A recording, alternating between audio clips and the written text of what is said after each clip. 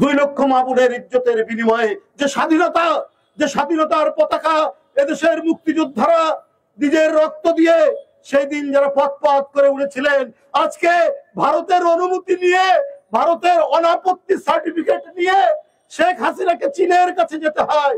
এই লজ্জা আজকে এই জাতির উপর আপনি চাপিয়েছেন। এই কাজ বেগম খালেদা জিয়া করেননি, 2 বার প্রধানমন্ত্রী। এই স্বাধীনতার পতাকা মাটির গভীরে প্রথিত করেছিলেন শহীদ রাষ্ট্রপতি জিয়াউর রহমান। স্বাধীনতাকে অক্ষুণ্ণ রেখে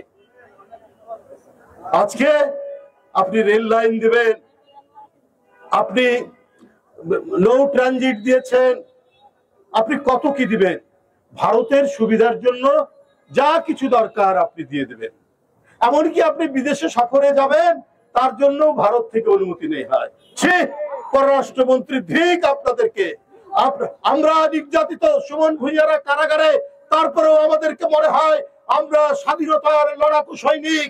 আমরা আপনাদের প্রভুদের বিরুদ্ধে আমরা কণ্ঠ উচ্চারণ করতে পারি। আমাদের কণ্ঠস্বর আকাশ বাতাসে ভেসে বেড়ায় যে না, এই মানচিত্রের উপর কোন শকুনকে আমরা ছবল দিতে দিব না, ঠুকরাতে দেব না। আপনারা কৃতদাস, আপনারা দামি নির্বাচন, যে নির্বাচনে জনগণ যায় না, যে নির্বাচনে ভোটাররা যায় না, সেই একতরফা নির্বাচনের মন্ত্রী।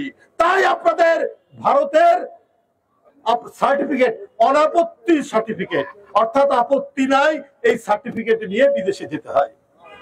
হাই হাই, কোন দেশে আমরা বাস করছি বন্ধুরা আমার।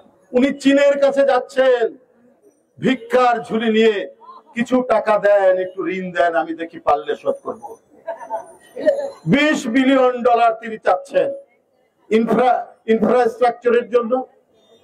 তারপরে আরো কিছু তিনি কেনাকাটা করবেন চায়নার অর্থ দিয়ে, ইউয়ান দিয়ে, কিন্তু সমস্ত পণ্য কিনতে হবে ওই টাকায় চায়নার কাছ থেকে।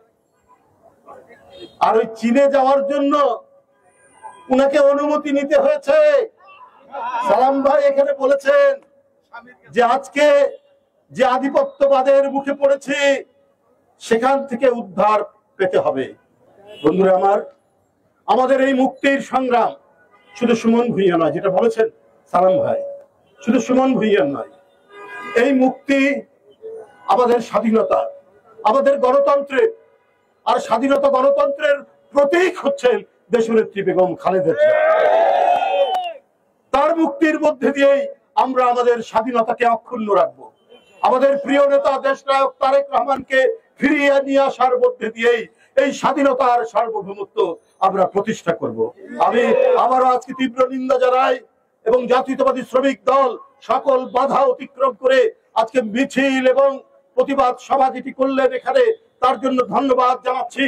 তবে আপনাদের কণ্ঠ থামবে না, আপনাদের উদ্বেল মিছিল থামবে না। আপনারা এগিয়ে যাবেন সামনের দিকে।